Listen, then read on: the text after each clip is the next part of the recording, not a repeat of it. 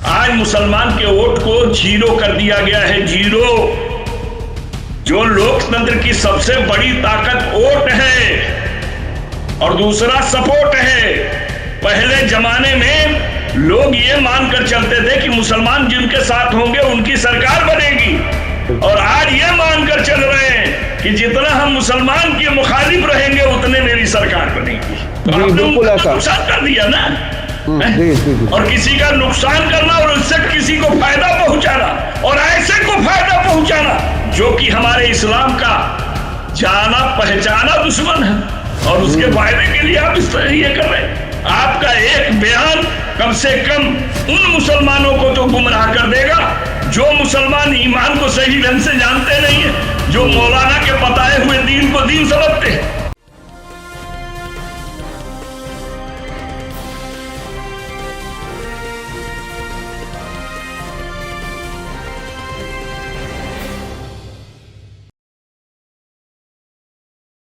Hello, नमस्कार, आदाब, सत श्री अकाल और अस्सलाम वालेकुम। मैं हूं मोहम्मद अहमद काज़मी, लेकर आया हूं आपका पसंदीदा कार्यक्रम आपके रूबरू। इस कार्यक्रम में हम आपको कुछ जानकार लोगों से मिलवाते हैं और देश में जो घटनाएं होती हैं उसके बारे में चर्चा करते हैं ताकि कुछ गहराई से मालूमात हो सके। चूंकि जिस तरह से गोदी मीडिया पैर पसार रहा है, जिस तरह से एनडीटीवी आखिरी किला भी चला गया एक तरह से बीजेपी के हाथ में, तो अब बहरहाल सोशल मीडिया की जिम्मेदारियां और बढ़ती जा रही हैं। हम इस कार्यक्रम के जरिए कुछ वो मालूमात आप तक पहुंचाने की कोशिश करते हैं जो आपको अखबारात से, टेलीविजन से नहीं मिलती हैं। अभी गुजरात में इलेक्शन हुए हैं और अब लोगों को काउंटिंग का इंतजार है। 8 तारीख को रिजल्ट आने हैं, लेकिन गुजरात में जब दूसरे फेज का 5 दिसंबर को पोलिंग हो रही थी, उससे सिर्फ एक दिन पहले एक बयान दिलाया जाता है अहमदाबाद के शाही इमाम शब्बीर अहमद सिद्दीकी साहब से। उन्होंने कहा है कि मुसलमान औरतों को जो चुनाव के लिए टिकट देते हैं वो गैर इस्लामी है, इस्लाम का उससे नुकसान होता है। ये कितना दिलचस्प एक वाकया था वो समझेंगे। इसके अलावा असम में मौलाना बदरुद्दीन अजमल, जो वहां की हुकूमत में हिस्सेदार भी रहते हैं, यूडीएफ, यूनाइटेड डेमोक्रेटिक फ्रंट, उन्होंने एक बयान दे दिया कि हिंदू लड़कियों की शादियां जल्दी करानी चाहिए, इससे मुसलमानों की तरह से ज्यादा तादाद में बच्चे पैदा होंगे। तो इस पर हालांकि उन्होंने फिर जब वो फंसते हुए नजर आए तो उन्होंने उससे माफी भी मांग ली अपने बयान से। लेकिन बहुत ही दिलचस्प है, उसके अलावा केरल कांग्रेस के प्रेसिडेंट के सुधाकरन ने आरएसएस की तारीफ कर दी कि वो नेशनलिस्ट ऑर्गेनाइजेशन है, ये बिल्कुल राहुल गांधी के बयानात के बिल्कुल बरखिलाफ है। तो ये क्या कुछ हो रहा है देश में। एक तरफ वो चुनाव जो 2 स्टेट्स के अब हो चुके हैं, अब हमें आपको सभी को रिजल्ट का इंतजार है, लेकिन ये वाकयात क्यों इतने इंपॉर्टेंट हो गए, इस पर बात करने के लिए मेरे साथ नागपुर से नेशनलिस्ट कांग्रेस पार्टी के लीडर शब्बीर अहमद विद्रोही साहब हमारे साथ हैं। शब्बीर अहमद विद्रोही साहब, वेलकम है आपका। मीडिया स्टार वर्ल्ड को आपने वक्त दिया। आप ये बताइए कि ये अहमदाबाद के शाही इमाम साहब ने ये बयान क्यों दिया, कैसे हुआ?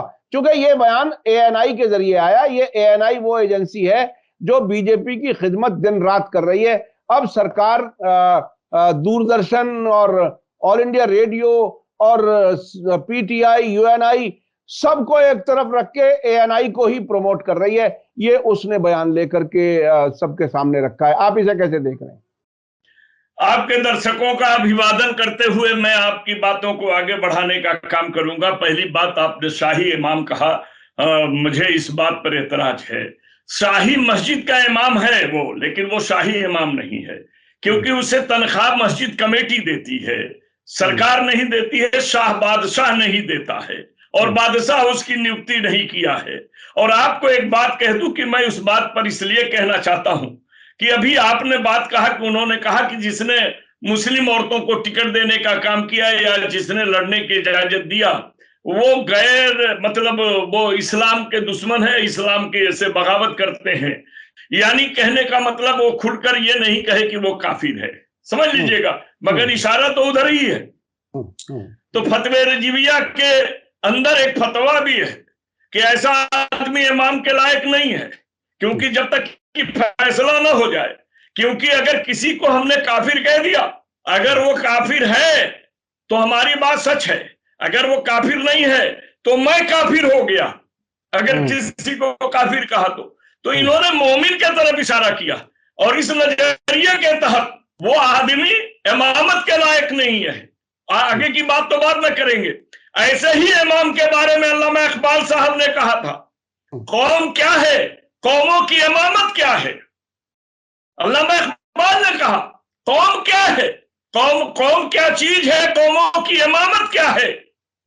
इसको क्या जानेंगे बेचारे दो रकात के इमाम। उन्होंने साफ कहा कि ये दो रकात के इमाम इस बात को कहां से जानेंगे कि कौम क्या है और कौमों की इमामत क्या है। समझ लीजिएगा, ऐसे ही इमामों के बारे में कहा गया। अब ये कौम को भटकाने के लिए है। कौम में कितने लोग हैं माँ बाप की बात नहीं मानते, लेकिन इमाम साहब की बात मान जाते हैं, क्योंकि उनके पीछे नमाज पढ़ते हैं। आज उनसे पूछो, अगर वो हज को गया है तो उससे पूछो कि काबा के अंदर औरत मर्द एक साथ नमाज पढ़ते हैं। कह रहा है कि नमाज हमारी, बेशक कुरान में नमाज के बारे में बहुत कुछ कहा गया है।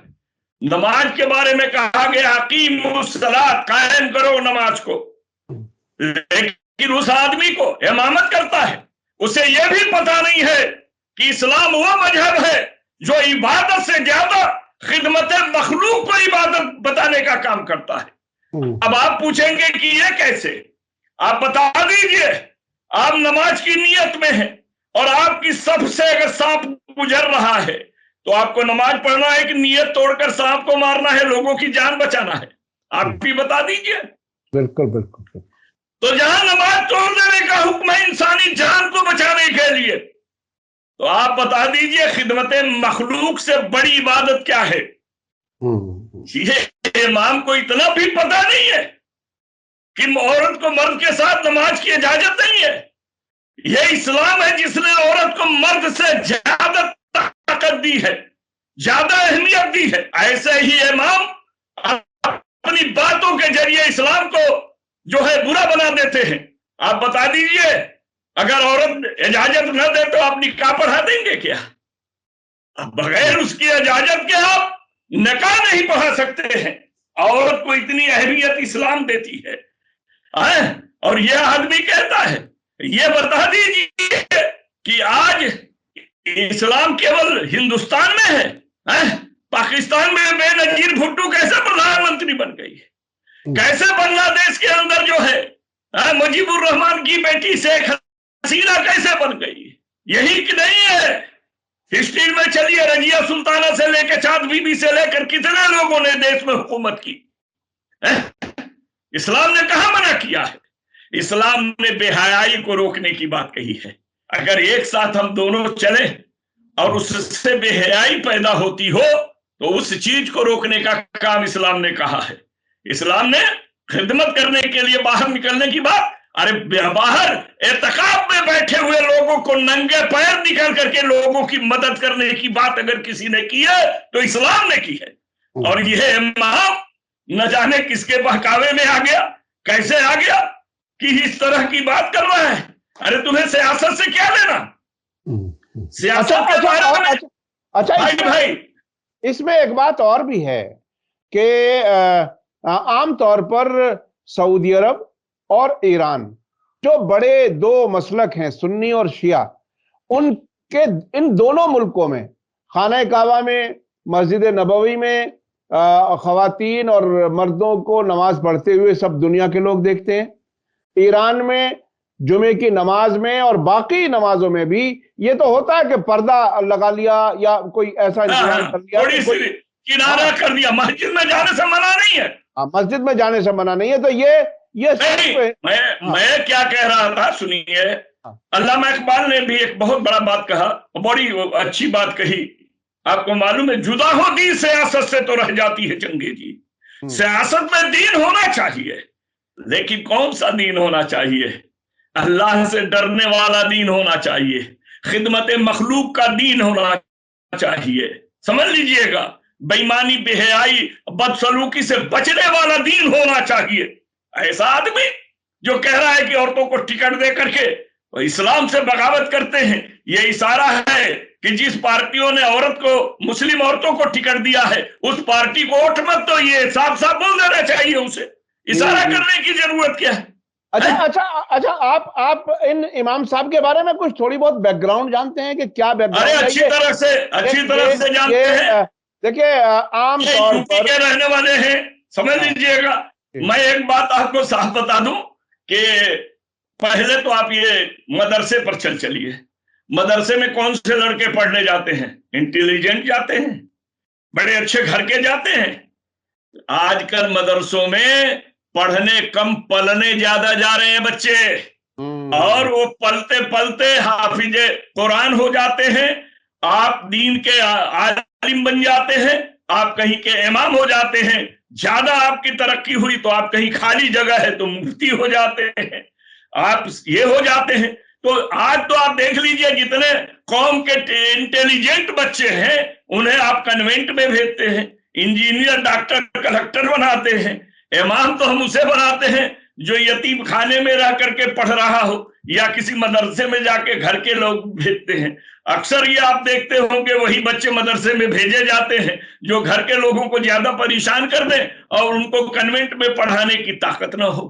बहुत सी जगह जहां पर पीरी मुरीदी का सिलसिला चलता है, जहां मुर्शिद और पीर का मामला होता है, जो अगर उनका जो है खानकाह होता है तो उनके घर के बच्चे चाहे कि चौचे से हो, बरेली शरीफ से हो, कहीं से हो, जो खानकाह ही है, उनके घर के बच्चे दीन को समझने जाते हैं, इसलिए पढ़ने जाते हैं कि उन्हें खानकाह को संभालना है। जैसे आजकल राजनीति में भी वरासत चल रही है, राजनीति को संभालने के लिए बाप का बेटा ही तैयार नीचे से हो रहा है, उस तरीके का चीजें वहां पैदा होती हैं। आप उनके बैकग्राउंड को इसलिए हम नहीं कहना चाहते हैं, कारण यह है कि हमारे इस्लाम ने एक सबक दी है कि अगर आदमी तौबा कर लिया और दीन में दाखिल हो गया तो उसके पुरानी जिंदगी को देखने की जरूरत नहीं है। तो ये आदमी आज इमाम है, इमामत कर रहे हैं, शाही मस्जिद में इमामत कर रहे हैं।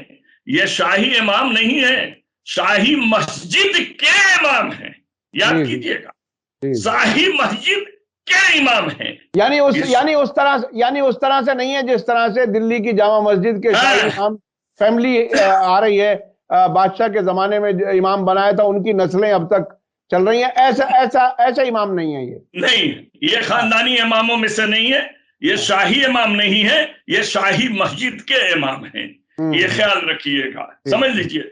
तो इस तरीके से इनको जो भी इन्होंने कहा, हम उस पर नहीं, लेकिन इनको इस चीज में नहीं आना चाहिए। आज आप ये बता दीजिए कि दुनिया में सियासत से अगर हमारे मजहब पर हमला हो रहा है और उसमें अगर हमारे लोग अगर खड़े ना हो, हमारे जानने वाले ना हो, इनसे ये पूछ दीजिए ना कि आज आदमी से ज्यादा पढ़ा लिखा औरत होनी चाहिए, क्योंकि बच्चों का पहला विद्यालय माँ का गोद है, माँ के गोद से बच्चे सीख करके मदरसे में या कॉलेज में जाते हैं। ये क्या चीज है? आप हिजाब क्या है? हिजाब केवल चेहरे को ढकने का नाम हिजाब नहीं है, हिजाब निगाहों को झुकाकर चलने का नाम हिजाब है, किसी से नजर न मिलाने का नाम हिजाब है, हिजाब अपने आप को बचाकर चलने का नाम हिजाब है, बुराइयों को देख न सके इस तरह आंखों को बनाने का नाम हिजाब है। हिजाब केवल कपड़ा ओढ़ लेने का नाम हिजाब नहीं है, वो तो पर्दा है। हिजाब तो हमारी आंखों में होना चाहिए। अब इनसे कह दीजिए, कहीं भी कह लीजिए, कॉलेज में लड़कियां जा रही, ये जा रही, हम अपने इस्लामी वसूलों की बात करते हैं। हम इस्लाम में जो गुंजाइश है आप बता दीजिए। 23वां पारा कह देता है जान बचाने के लिए हराम खा लो। सोचिए, कहीं जान बचाने में हराम खाने का हुक्म देता है, और कहीं वही कुरान ये भी कह देता है ईमान बचाने के लिए जान गवा दो। दोनों बातें। तो आप अपनी अपनी मर्जी से किसी चीज को लेकर नहीं चल सकते हैं। दुनिया को देखिए, दुनियादारी को देखिए, आपका एक बयान कम से कम उन मुसलमानों को तो गुमराह कर देगा जो मुसलमान ईमान को सही ढंग से जानते नहीं है, जो मौलाना के बताए हुए दीन को दीन समझते हैं। जी जो जी दीन जी। पर अच्छे ढंग से नहीं जानते, जो एक आलिम कह दिया उसी को दीन समझ लेते हैं। तो जी आपने बिल्कुल उनका तो ऐसा। नुकसान कर दिया ना। हैं? जी जी जी। और किसी का नुकसान करना और उससे किसी को फायदा पहुंचाना, और ऐसे को फायदा पहुंचाना जो कि हमारे इस्लाम का जाना पहचाना दुश्मन है, और उसके हम्म। फायदे के लिए आप इस तरह ये कर रहे हैं। वो बिल्कुल, मुसलमान का दुश्मन नहीं है, वो इस्लाम का दुश्मन है। यानी बीजेपी और आरएसएस के फायदे के लिए एक इमाम से बयान दिलवा लिया गया, एएनआई को भेजा और वो बयान लेकर के आया गया और सारे टेलीविजन चैनलों पर उसको चला दिया गया। ये सियासी पार्टियों के ये तरीके होते हैं कि जिस तरह से मुसलमानों में अगड़े और पिछड़े की बात अब तक तो हिंदुओं में होती थी, अब वो मुसलमानों में भी बाकायदा बीजेपी वो जो आदि पसमानदा वाली बात आदि शुरू कर रही है, वो बांटने की बात कर रही है। अब से पहले सुब्रमण्यम स्वामी शिया और सुन्नी को बांटने की बात खुलकर कर चुके हैं। अब बीजेपी पसमानदा और अशराफ के बीच में बांटने की बात, तो मुसलसल बांट करके ताकत को कमजोर करने की कोशिश बीजेपी की रही है। और शुरू से ये एक पॉलिसी रही है कि मुसलमानों की वोट को बिल्कुल इररिलेवेंट कर दो, इसके कोई मान ही ना रहे। अच्छा, अब मैं चलता हूं आसाम के मौलाना बदरुद्दीन अजमल साहब के बयान की तरफ। क्या हुआ कि वो हिंदुओं को आबादी बढ़ाने का मशवरा देने में इस हद तक आगे बढ़ गए? क्या कुछ है ये, इसे कैसे देख रहे हैं? क्योंकि इत्तेफाक से वो भी मौलाना है, अरे इत्तेफाक से वो भी मौलाना है। सवाल ये है कि हजरत, उनका कहना है कि बाल विवाह के तरफ, कम उम्र में शादी के तरफ, पहले उसे कह दीजिए कि भारत का इतिहास पढ़े। हमारे भारत के अंदर हिंदू धर्म, जो हिंदू तो धर्म में नहीं है, धर्म सनातन है, हिंदू सभ्यता है, लेकिन लोग कहते हैं हिंदू धर्म है। तो जो चीज ज्यादा प्रचार में आ जाती है वो नाम से निकलने लगता है कि हम हिंदू धर्म के हैं। किसी से पूछिए आपका मजहब क्या है तो कह देता है हिंदू धर्म है, जबकि धर्म सनातन है।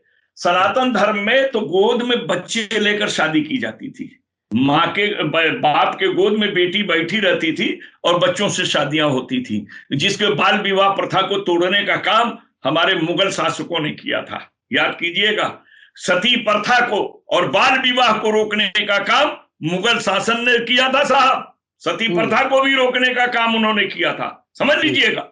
जो पतियों के साथ में औरतें सती होती थी। सवाल उसका नहीं है, सवाल यह है कि आप किसी चीज को इस तरह से ना कहें। जनसंख्या बढ़ाना नहीं बढ़ाना, कम उम्र की शादी और बड़ी उम्र की शादी का मुद्दा नहीं है। हमारा तो ईमान है कि अल्लाह जिसे चाहता है उसे साहबे औलाद करता है, और जिसे नहीं चाहता है उसे साहबे औलाद नहीं करता है। डॉक्टरों के यहाँ भी लोग जाते हैं, हर जगह जाते हैं, हर चीज होती है। अब ये जानते हैं ये लोग अपने आप को चर्चा में रहना चाहते हैं, अब इनके पास बचा क्या है, समझ लीजिएगा। इन लोगों ने ही ऐसी ऐसी बातें कह करके मुसलमान के वकार को खराब की तरफ ले गए। 4-4 शादियां किस मुसलमान ने किया है? एक आध बादशाह ने किया, एक आध किसी ने किया। तो यहाँ तो राजा दशरथ की भी 3 रानियां थी, हमारे कृष्ण भगवान की कितनी थी इसका कोई पता ही नहीं है, समझ लीजिएगा। लेकिन इस तरीके से 4 शादियां और ये शादियां कॉमन सिविल कोड की तरफ बात ले जाने की बात ऐसे ही मौलानों की तकरीरों के जरिए पैदा होती है। हम अपना काम करते रहे, हम अपने तरफ बढ़े। हमारी जनसंख्या से क्या हो गई है, हमारी जनसंख्या से क्या मिल रहा है? आज मुसलमान के वोट को 0 कर दिया गया है, 0। जो लोकतंत्र की सबसे बड़ी ताकत वोट है और दूसरा सपोर्ट है। पहले जमाने में लोग ये मानकर चलते थे कि मुसलमान जिनके साथ होंगे उनकी सरकार बनेगी, और आज ये मानकर चल रहे हैं कि जितना हम मुसलमान के मुखालिफ रहेंगे उतने मेरी सरकार बनेगी। ये समझ लीजिएगा। वक्त कैसा बदला, वक्त के साथ मिजाज बदल गया, मिजाज के साथ रिवाज बदल गया, रिवाज और मिजाज सब बदलते चले गए। तो इसमें ये क्यों पागल होकर के बोल रहे हैं कम में करना कि ज्यादा में करना? अब तो आपके ऊपर भी कानून बन गया है। आपको पता है सुप्रीम कोर्ट ने फैसला दिया है थोड़े दिन पहले कि इतने कम उम्र में मुसलमान के घर की भी शादियां होंगी तो पर्सनल लॉ को लागू नहीं किया जाएगा, कानूनी चीजों को माना जाएगा। शादी की उम्र तय कर दी गई है, इससे बाहर ये किसी को छूट नहीं रहेगा। तो ये सारी चीजें हैं, हमको बड़ा संयम बरतना चाहिए। एक तो तुम मौलाना हो, समझ रहे, और मौलाना की बात को लोग बड़ी जल्दी पकड़ते हैं, समझ लीजिएगा, क्योंकि इन्हें रहबर मानते हैं। रहबर हो कि रहजन हो, ये बात की बात है, लेकिन तुम्हें लोग दाढ़ी रख लेने से, टोपी रख लेने से, मौलाना का खिताब लगा लेने से अपने आप लोग इज्जत करना शुरू कर देते हैं। लेकिन इस अच्छा तरह की अच्छा बात कह अच्छा करके, अच्छा शब्बीर अहमद विद्रोही साहब, मुझे दो मौलानाओं का जिक्र करने के बाद एक तीसरे मौलाना की याद आ गई। वो मौलाना अरशद मदनी साहब, जो अयोध्या का फैसला सुप्रीम कोर्ट का आने से पहले वो आधी रात को मोहन भागवत से मिलने गए थे, जिसकी डिटेल आज तक नहीं बताई गई, और उन्होंने यूपी में मदरसों के सर्वे को भी सपोर्ट कर डाला कि सब लोग उनके साथ कोऑपरेट करें। तो क्या ये मौलाना कुछ जल्दी बिक जाते हैं, क्या कुछ है? मतलब हालांकि सरकार को उनकी दूसरी बहुत सी और खिदमत और भी हैं, मुझे अच्छी तरह याद है, अदालतों में उनके वकील क्या कर रहे हैं, बहुत कुछ। तो क्या ये मौलाना बहुत जल्दी से आसानी से बिकने वाले लोग हो गए? क्या हो गया आखिर? मैं सबको नहीं कह रहा, अच्छे बुरे हर जगह लोग हैं, कुछ लोगों बिल्कुल कुछ लोग। देखिए, इसका चीज आपको बता दूं, जो जेल में जाकर के आ जाता है वो जेल का डर भूल जाता है। और ये अल्लामा इकबाल की बात आपने कहा, गालिब ने भी कहा है, तेरी जन्नत क्या है और जन्नत की हकीकत क्या है, समझ रहे कि नहीं? तो ये आलिम जो है जन्नत और जन्नत की हकीकत को जानते हैं, तो दुनिया की जन्नत के चक्कर में पड़ जाते हैं, क्योंकि उन्हें मालूम है कि हम वहां की जन्नत तौबा करके ये कलमा पढ़ लेंगे और ये सूरह पढ़ लेंगे तो हमको जन्नत मिल जाएगी। इसलिए हमको हिंदुस्तान वाली जन्नत चाहिए, और वो जन्नत मिलती है नेताओं से दोस्ती करने के बाद, राज्यसभा की या बोर्ड की या कमेटी की, समझ लीजिए। तो ये वो जानते हैं, ये अल्लामा इकबाल की जगह गालिब के शेरों पर ये चलने लगे हैं कि जानता हूं कि जन्नत क्या है और तेरी जन्नत की हकीकत क्या है। ये मौलाना है, आपको मालूम है, जाल में चील फंस जाती है मौलाना के तो वो चिल्लाती है, जबकि मकरूह जानवर है तो वो चिल्लाती क्या है, कहती है कि, तो लोगों ने कहा क्यों चिल्लाती हो? अरे बोले अनाड़ी के जाल में होते तो उड़ा देता, ही तो मौलाना की जाल है, कहीं से फतवा ला के जायज कर देगा। तो ये तो कहानियां मशहूर हैं, इन चीजों पर आप कहां जाना चाहते हैं? और मौलाना पर आपने जो कहा कि जल्दी बिक जाते हैं, ये बिक नहीं, ये तो बिके रहते हैं, झुक जाते हैं, केवल झुकना बाकी रहता है। हाँ, आपको बता दूं, या वो मौलाना नहीं रह गए जो इंदिरा गांधी मिलने गई थी तो वो कहते थे तुम हुकूमत करो, हमसे मिलने की जरूरत नहीं है, तुम आवाम की खिदमत करो, मुझसे मिलने की जरूरत नहीं है। आज तो एक मंत्री चला जाए तो मौलाना मुसल्ला छोड़ के भाग आते हैं, कहीं मंत्री आगे न बढ़ जाए। तो वक्त के साथ ये बदले हुए मौलाना है, इन पर क्या बहस की जाए, छोड़ दीजिए, ये जाने, इनका अमाल जाने। अच्छा, एक और देखिए, मुसलमानों में आम तौर पर, जैसा कि आपने भी कहा कि इमाम की, मौलवी की इज्जत है, और आम मुसलमान ये समझता है कि बस मौलवी की बात मान लो तो जन्नत मिल जाएगी, क्योंकि मुसलमान को आमतौर पर जाहिल रखने का इंतजाम रखा गया है। ये जो स्कूलों में एडमिशन ना मिलना, आसानी से पढ़ाई में रुकावट डालना, मुस्लिम इंस्टीट्यूशंस का रजिस्ट्रेशन ना देना, इस किस्म की चीजें हमने कांग्रेस सरकार में भी देखी हैं, और अब तो बहुत खुल करके है। तो मुसलमानों को जाहिल रखो और इमाम को खरीद लो, यानी मुसलमानों के जनाब ये कहा जाता है कि इमाम की शिकायत करना नायब रसूल की शिकायत है और तुम बख्शे नहीं जाओगे, इस तरह की लोगों में डर पैदा किया जाता है। जी जी जी जी, तो ये इस चीज को सियासी पार्टियों ने समझ लिया, और खासतौर पे बीजेपी वालों ने शायद ज्यादा ही अच्छी तरह समझ लिया कि वो इमामों से अपना काम ले लेते हैं, ताकि आम मुसलमान उनकी बात मानेगा और उन्हीं के रास्ते पर चलेगा, जो कुछ वो बताएंगे। और यही तकरीबन अहमदाबाद के शाही इमाम से भी करा लिया। अब ये इमामों का दखल आया, मालूम है आपको, जनता पार्टी के हुकूमत से पहले, इंदिरा गांधी की हुकूमत और नसबंदी के मामले के बाद में जो इमामों ने दीन और दुनिया की बात की, शाही, वो भी शाही इमाम थे, याद कीजिएगा, आपके जामा मस्जिद के शाही इमाम जिनका खानदान वहां चल रहा है, तो अब्दुल्ला बुखारी ने कह दिया था, और उसके बाद प्रधानमंत्री उन तक जाने लगे कि मेरे फेवर में कहिए, चाहे आपने देखा होगा। तो इनका भाव बढ़ा तो सारे इमाम ने सोच लिया कि यही क्यों अकेले खाएंगे, अब हम भी खाएंगे, इसलिए वो भी सियासत के में हिस्सा लेना शुरू कर दिए। आपने कुछ दिन पहले देखा इलियासी को, वो भी तो इमाम था। मैं उस पे ही आने वाला था।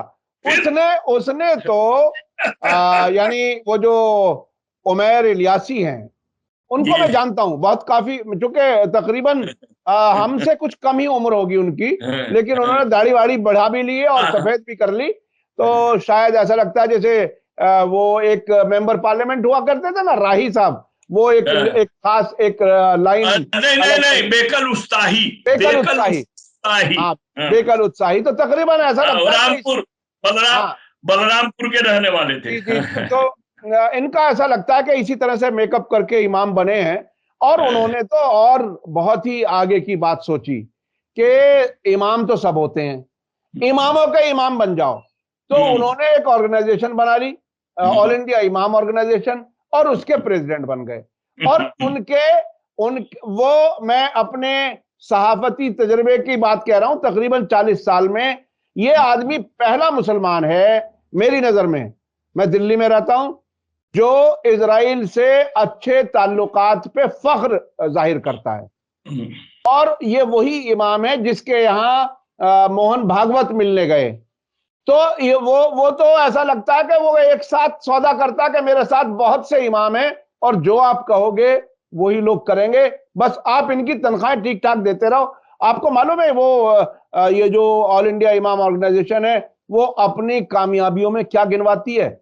वो ये गिनवाती है कि हमने इमामों की तनख्वाहें अच्छी बढ़वा दी। और मुझे एक चीज और याद है, आपको भी याद होगी, जब 1992 में बाबरी मस्जिद को ध्वस्त किया गया, शहीद किया गया, उसके बाद जब मुसलमान नाराज थे तो इन्हीं उमैर इलियासी के वालिद जो जमील इलियासी थे, उन्होंने निजामुद्दीन के नजदीक एक ऑल इंडिया इमाम कॉन्फ्रेंस की जिसमें नरसिम्हा राव आए और उन्होंने मुसलमानों से नाराजगी खत्म करने की एक कोशिश की इनके जरिए से।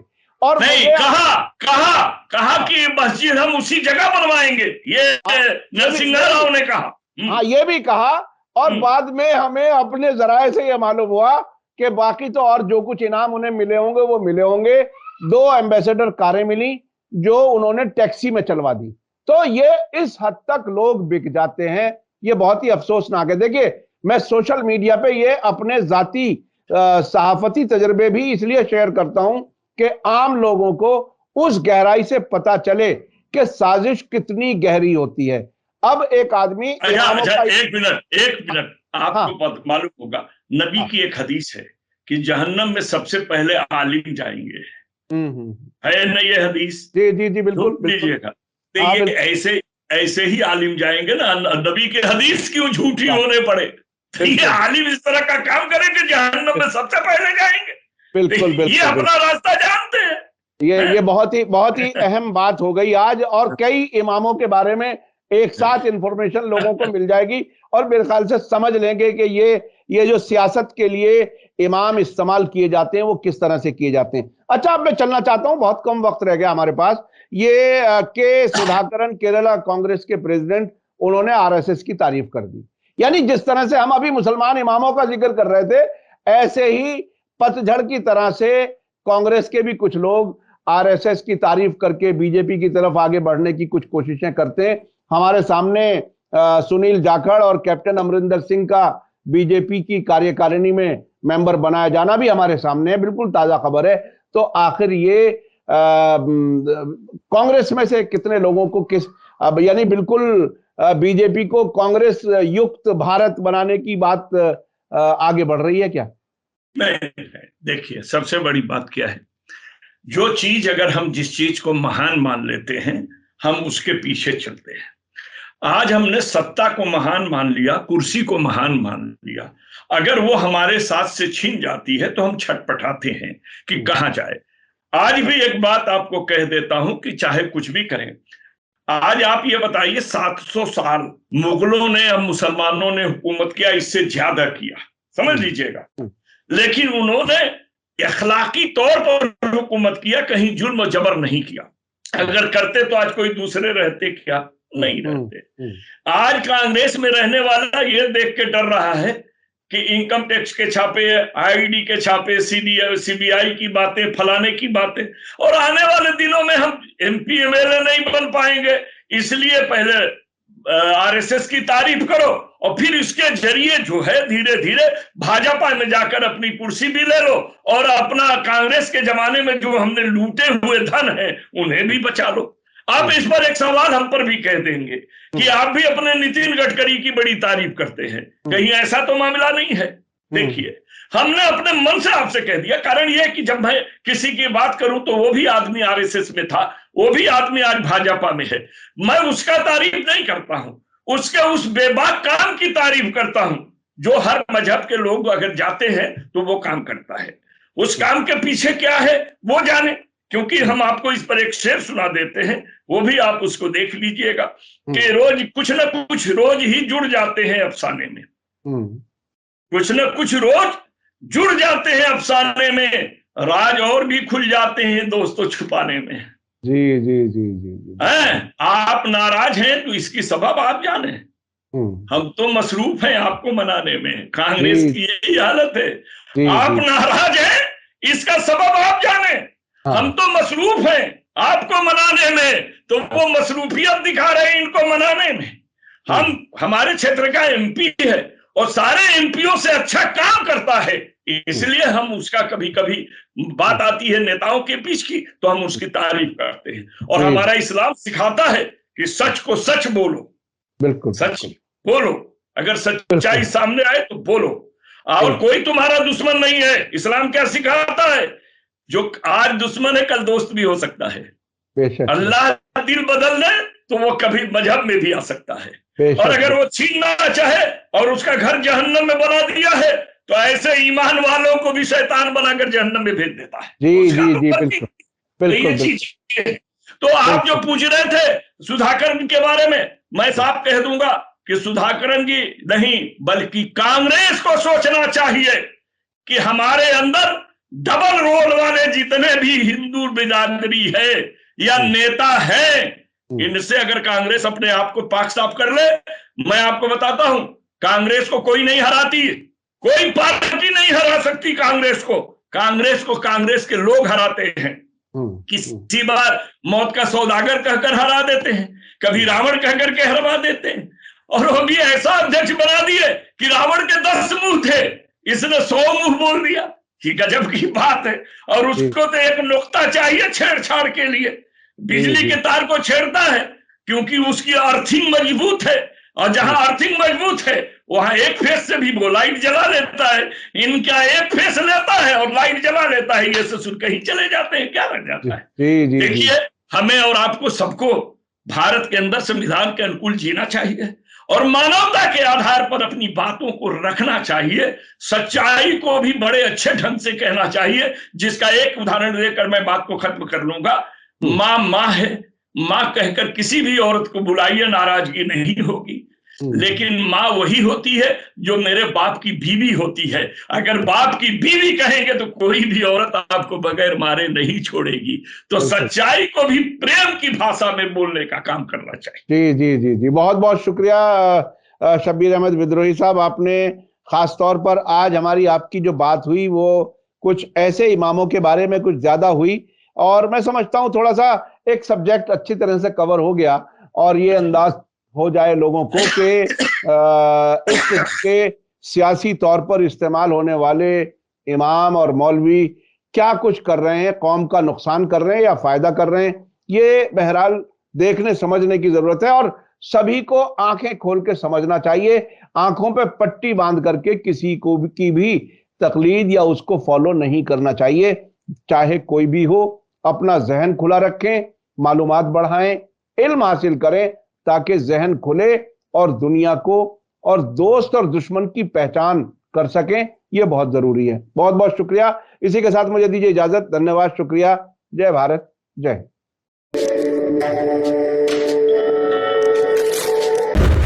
मीडिया स्टार वर्ल्ड के और वीडियो देखने के लिए हमारे चैनल को सब्सक्राइब करें और सीधे नोटिफिकेशन पाने के लिए बेल आइकन दबाएं। और अगर हमारी खबर सच्ची और अच्छी लगे तो अपने व्हाट्सएप, इंस्टाग्राम, फेसबुक और ट्विटर अकाउंट पर जरूर शेयर करें।